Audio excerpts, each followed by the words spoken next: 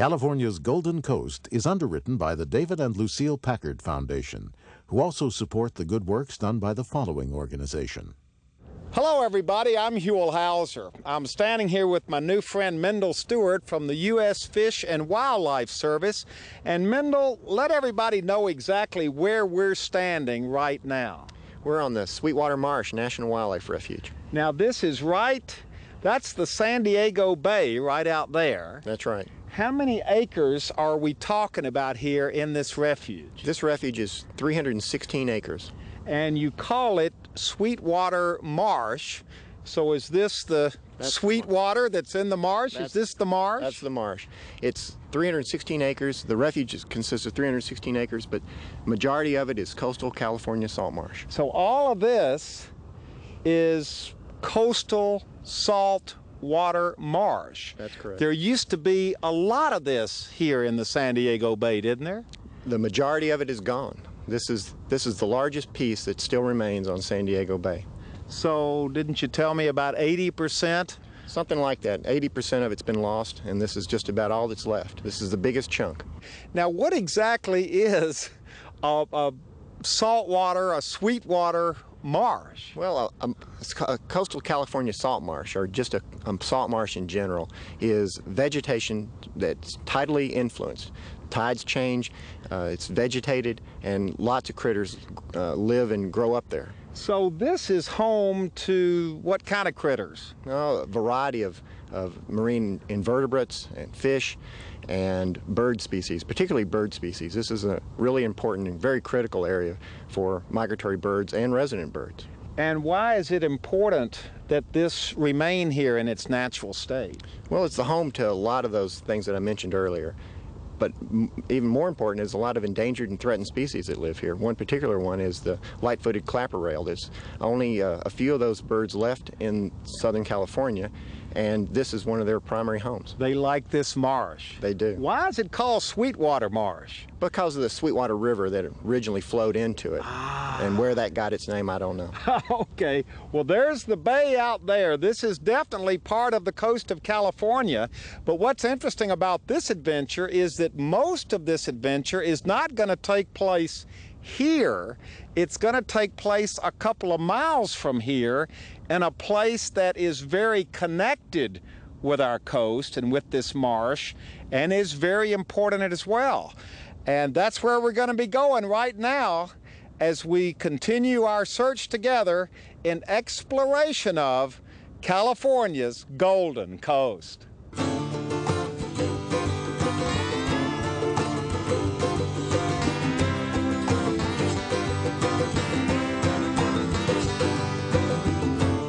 To get to our destination, we drove through Sweetwater Marsh, and a beautiful marsh it was.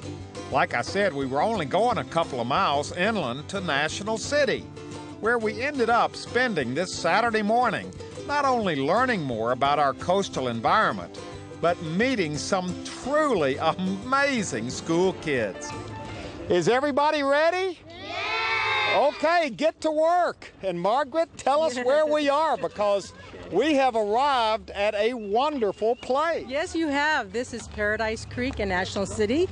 We're right here next to Kimball School, and these are Kimball School students that have come out every month at the end of the month to help pick up trash. They take out non-native plants, they plant native plants, they paint. They do whatever is needed here at the creek to help keep the creek a healthy and inviting place for our community.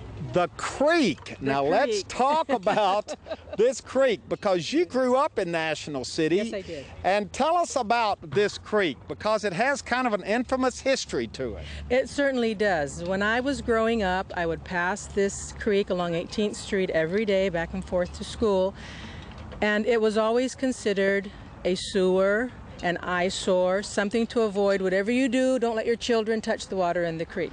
Well, it wasn't called the creek then, it was called the sewer. Now this is, it has a name. It's called Paradise Creek. Not Paradise Sewer. That's right. Paradise Creek. Now that was when you were growing up. Yes. Now it doesn't look too bad now, so how's it changed? Well, it's changed because of the children. What happened was that I became a teacher, and I came back and I teach now here at Kimball School. And I took some teacher courses and I learned about salt marshes and wetlands. And I took that information back into the classroom. Kids, you'll never know those plants, they're supposed to be there and they have names, and the birds and their names, and it's all part of the ecosystem. And so I brought them out here to learn those things. Let's walk down here. We have to kind of walk around because this is still an active area here. This is a functioning creek and kind of a wetlands marsh area here. Very much. Here you see an area where the creek does flood during high tide at times, and the plants are growing back in there. Well, it's a beautiful little creek, and it runs, well, here's the school right over here, so it runs right by the school. That's how you got the kids interested in it. Yes, it was our outdoor lab. And as excited as I was about the plants and animals, the first thing that they said is, Mrs. Gottschalk, why is it so dirty? So and they said, saw how dirty it was, just like you had seen how dirty it was when you were a kid. And they wanted to come out and clean it immediately. So that's what we did. We organized some cleaning parties, and we had a couple a year.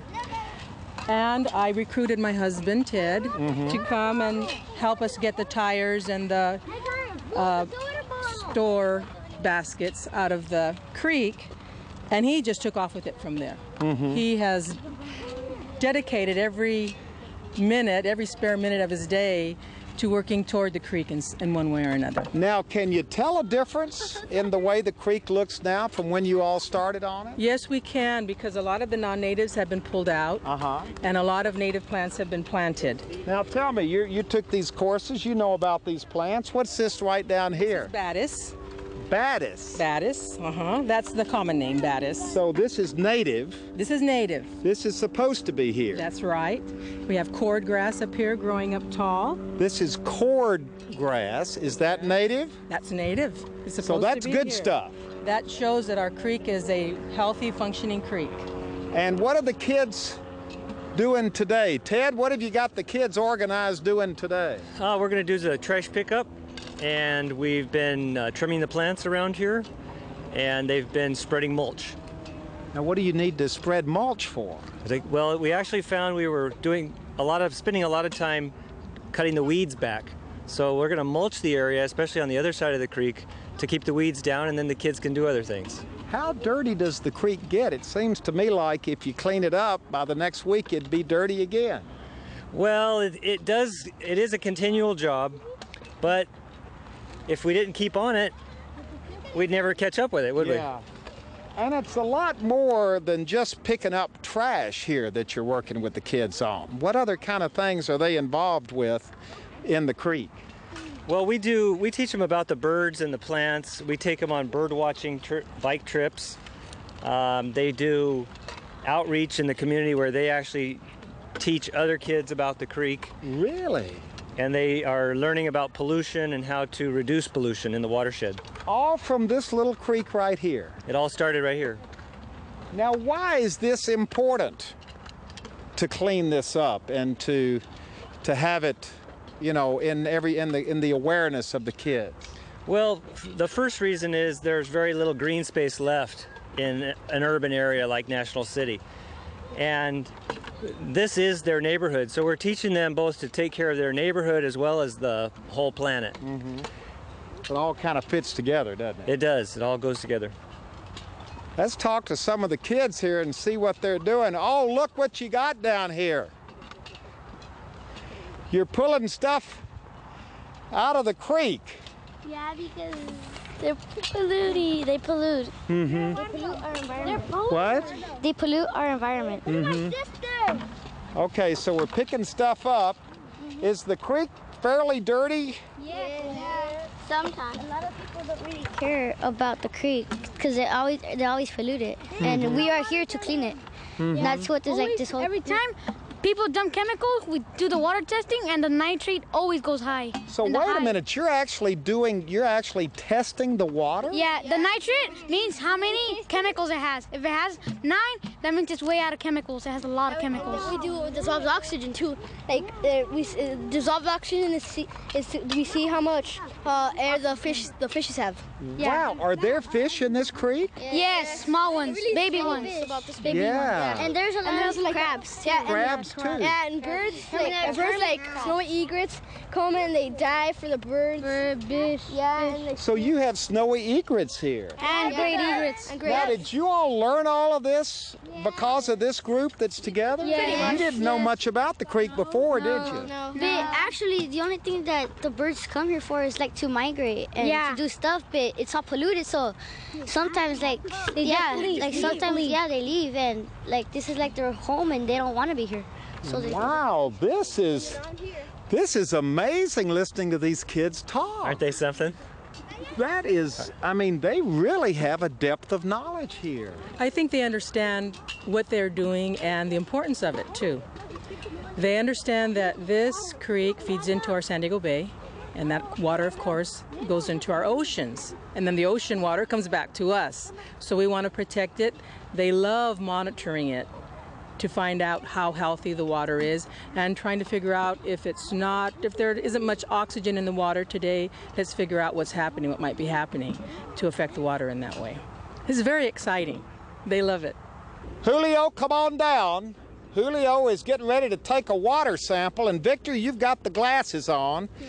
While Julio is getting the water in the bottle there, show us up here in your little box here exactly what it is you've got that we're getting ready to do. Turn it around so we can see it.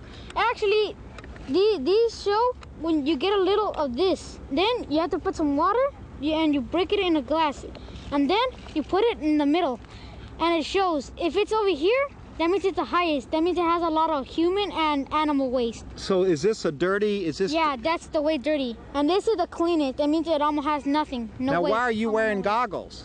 So if anything spills on your eyes, so you would get burned. So none of all the like water. Because it could be toxic stuff in the water. Be toxic. Well, let's go up here and see what Julio brought back. Now, what are you going to be doing with the water now, Julio? Well, we're gonna put in some veils and the water's gonna help everybody who's gonna do the test. Oh, okay. So everybody does a test. Well, they share. We have groups So of let's put it on kids. in there and see. Oh, there it goes. Is this pretty hard to do? it's pretty easy. Once you get used to it, you get used to it, and it gets easier. Okay, this is pretty good. You gonna give anybody else any more, or? Yeah. Practically everybody needs the water. Everybody gets it. 25? 25 milliliters. And then what do we do? Let's see what we're doing over here. You put a pH. Okay, you're putting that in the water. And then what do you do? You have to leave it there a little minute or two. Wow, this is so interesting, and they really know what they're doing. And there's always so much more to learn. As I say, they keep 6. pressing. It's a 6. Yeah. Is that good or bad? It's kind of bad. Mm-hmm. It's a 5. Is that good or bad? Kind of bad. 7's Kind of bad. Because 7 is normal. That's good. So we're getting some bad readings here, Ted. The water's not too clean today. Well, it's always under the impacts of humans, upstream and downstream. You know, that stuff is flowing every day of the week. And so we teach the kids how to take care of it up and down the stream, and we're careful about how we test it. But isn't that interesting? The kids can only control this section. The adults have the control up and downstream. Well, the kids are excellent teachers of the adults. And they go out and they talk to business groups, and they talk to governmental agencies here in the city of National City, in the region of San Diego County. Wow. Well, let's turn around and take a look at what you got here. Show us what you got. We got a 5 for the dissolved oxygen. And the short way to call it is ppm. Parts per million. Parts per million. Do you really think that you're making a difference? Yes, because like the trash goes out through the ocean, and then the water gets like more polluted. So we come here and clean it so the water won't get as much polluted. So you are making a difference. Yes. Wait a minute, what have you got here? One of the animals that are here in the creek, these are American horn snails, and they just like on the wall, there's like plenty of them. Wow. And sometimes these... Wait a minute, you better put it back in there. Don't step on it. That wouldn't be doing the environment much good. And sometimes the creatures here, they like, all the trash around here is all like dirty for them, and if they eat it, they could die. So what we do is just like clean it for the animals could be safer. There are all kinds of stories connected with Paradise Creek, and Eduardo has got one for us. What happened earlier in the day before we got here, Eduardo? When we were cleaning up over there, we were just minding our own business until this egret came out, and its feathers were sticking out. And there was this girl with, she was dressed in white, her white t-shirt, real white. So then the egret, it looked at her, and then its feathers and the head, it started sticking out. And what does that mean? That it's getting attracted to the female. Oh, so this egret was attracted to this girl because she was wearing white, and he thought she was a big, pretty egret. Yeah. Is that right? Did you all see that? Yeah. Did you know that's what that was all about? Yeah, it was since it started making his feathers going up like that. Uh-huh. His feathers, like, they only start doing that when it's mating season. Oh my gosh. That's exciting. We're learning all kind of interesting things. I told you it affects many areas of their education. There's a pretty interesting story to this. I know. It's called witch's hair. It grows on plants and it absorbs its oxygen. It's a pretty cool story. Yeah. It's about It's kind of like it takes over the plant. It tries to get it tries to Like get this. as much These are pickleweed. oxygen as it can. There's 90% plankton in the creek, phytoplankton, and it's 90%, and that's like pretty good. What is plankton? It's like these little creatures that are microscopic, and they float with the movement of the water. Now, would you eat the fish from the creek? No, they're too little. They're too little. Like, they're this small, and they also, like, they sometimes have chemicals in them. Like, And waste. people a lot of waste. people they feed them cookies or else bread. Antifreeze. Antifreeze. Antifreeze. In the Joe's Auto Electric, it leaks the water, and then there's a little gutter, which makes it go to the creek, antifreeze and other chemicals. saw them and they didn't even do anything. I know. So you see, that's what people do. They dump things into the creek. They treat it as a sewer. They treat it as And then a sewer. after the fish are in the water, then it's in their gills, and then the egrets eat it. And then that kills the fish and the egrets. So it goes through the whole cycle, doesn't it? What you call it? We're also thinking of talking to the mayor, so we might think of suing them. Oh, what you're they're going to doing. sue the mayor? No, not the mayor. The people who dump here. Oh, I gotcha. Now, isn't this interesting? You've got the city dump, the landfill, right over here. You've got public works over here. You're really kind of in a no man's land here, kind of land that people forgot about or nobody cared about. It really was. It was hard to find out who was responsible for the creek when we first started working here, because we didn't want to do anything that was not legal. We found out that we were able to come out here and do the work, do the experiments, and also help to take care of the creek. So at first, you didn't even know whose jurisdiction this creek was under. That's right. Nobody had even cared enough about it in the past to probably even ask the questions. I believe so, unfortunately. And now it is a project that has just blossomed into a passion for many, many people. Plans for the future. That's right, Huell. We're gonna expand the park into the area you called the city dump up here. We've got plans to make that a trail on the uplands, where the kids could imagine what the habitat used to look like before there was any buildings here, any people had come into National City. Now this isn't a park now, is it? Well, we call it a park. It's where people come and they take a respite from their busy lives and they get out into nature, see the birds. So basically, this has been kind of taken over by the kids. This is the kids' park right now. It is. No one was taking care of it. The kids and the community have come out and decided that this is going to be their place, and they're the ones improving it. Isn't it interesting that a little place like this, tucked away, forgotten, abused for so many generations, can have a rebirth? It is. It is the age of restoration, I think. What do you mean? Well, we're going to repair those areas in the community that have been damaged over the years. And we now have probably a generation of supporters in government that believe the same thing we believe. So when these kids grow up, they'll be the ones who will nurture it and help it to grow even more. That's right. And we need them for places as small as Paradise Creek or as big as the Everglades. As big as the ocean. That's right. Are they really making a difference? I think they make a difference in the sense that getting the trash out does make a difference, because if it gets out into the marsh, other critters will tend to eat it.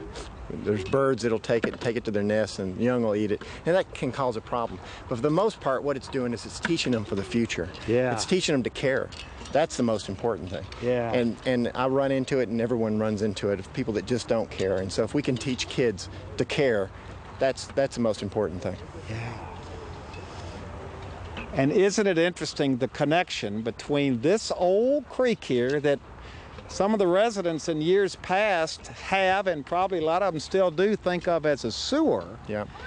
How connected it is to just everything downstream. Well, I think what a lot of people would be surprised at is the tidal influence from the bay goes miles up into National City, and that influence is there. I mean, it's a flushing action, and it's bringing whatever gets into this creek right into the bay and into the ocean. Wow. So this creek rises and falls with the tides of the ocean. That's right. Is this salt water? It's salt water. This is salt marsh. These are salt marsh plants, just like they were at Sweetwater Marsh National Wildlife Refuge.